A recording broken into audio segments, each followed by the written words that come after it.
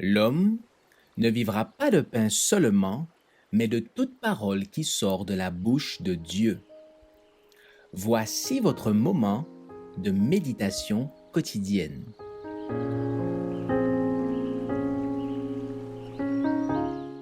Vous recevrez une puissance.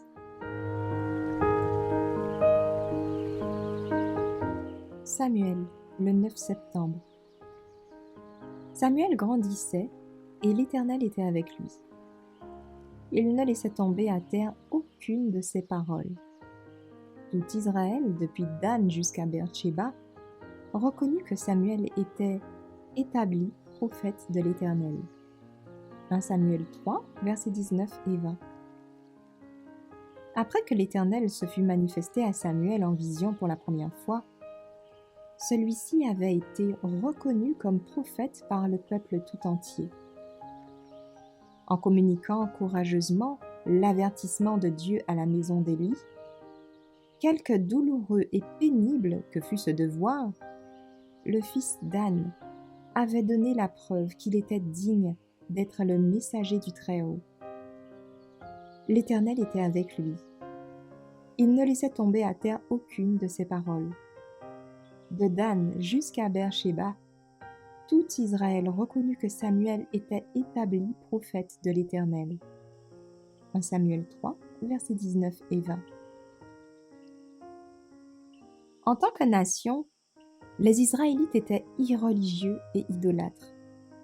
Samuel parcourait le pays, visitait les villes et les villages, s'efforçant de ramener les cœurs à Dieu.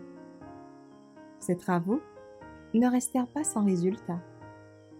Après avoir subi le joug de ses ennemis durant 20 ans, toute la maison d'Israël se lamenta après l'Éternel. Samuel leur donna ce conseil. « Si c'est de tout votre cœur que vous revenez à l'Éternel, ôtez du milieu de vous les dieux étrangers, les Astartés. Attachez-vous de tout votre cœur à l'Éternel et servez-le lui seul. » 1 Samuel 7, verset 3.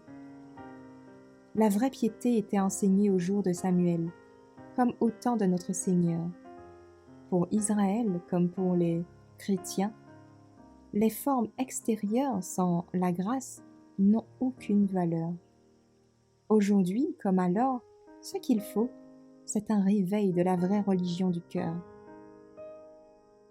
Le premier pas pour ceux qui veulent revenir à Dieu, c'est de se convertir. Nul ne peut le faire pour un autre.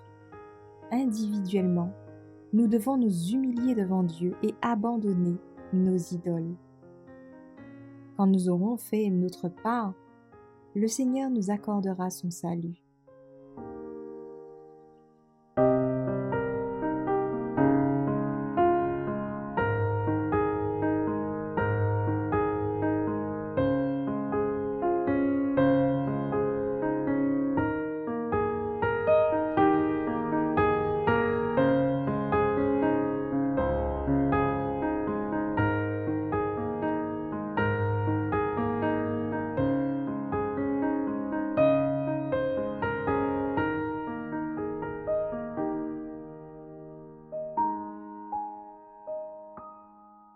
Merci d'avoir écouté cette présentation.